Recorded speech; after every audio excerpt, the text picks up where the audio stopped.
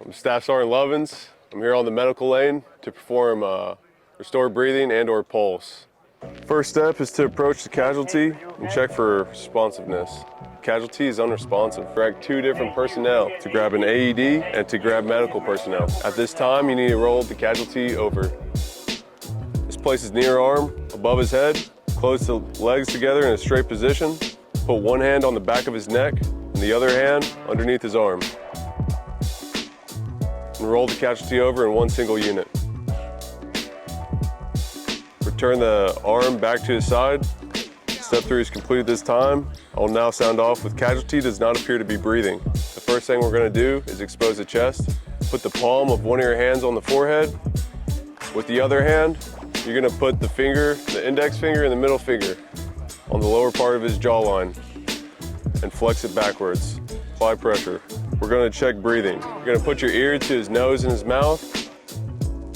After 15 seconds has elapsed, I will sound off with casualty is not breathing. This tells you that you need to insert an MPA. Gently apply pressure on the tip of his nose and insert the MPA bevel facing the septum. Redo step 4, which is checking his breathing.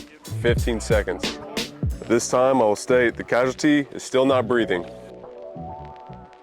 This tells you that you need to give him 2 1-second breaths. Maintain the head tilt chin lift. Close the nose with your thumb and index finger, the hand that's on the forehead, and give him 2 1-second breaths, watching for the rise of the fall in between breaths. At this time, after you complete those 2 breaths, I will state the chest did not rise. This tells you to further extend the head tilt chin lift and give him another 2 breaths, 1 second each, watching for the rise of the fall of his chest. Seconds rise and fall.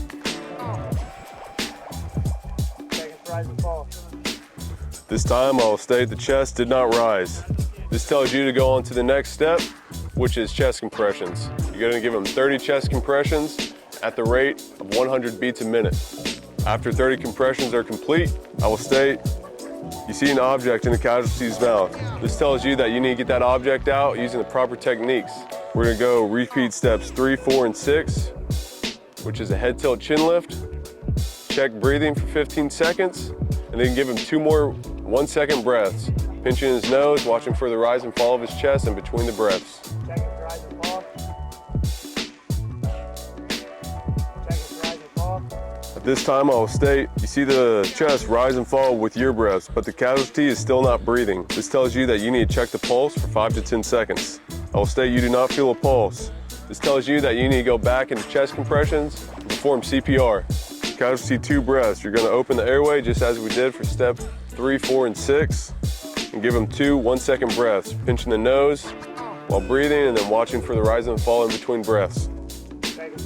You will do this for a total of 5 cycles or for 2 minutes. 2 minutes has elapsed. Check for the pulse again for only 3 to 5 seconds this time. I will state you feel a pulse, then you need to check for breathing for another 3 to 5 seconds. Head tilt chin lift. I will state the casualty is not breathing. This tells you now to give 1 breath every 5 to 6 seconds. You need to do this for a total of 2 minutes or 5 cycles. The 2 minutes has elapsed, and this tells you to recheck the pulse and breathing one last time for 3 to 5 seconds.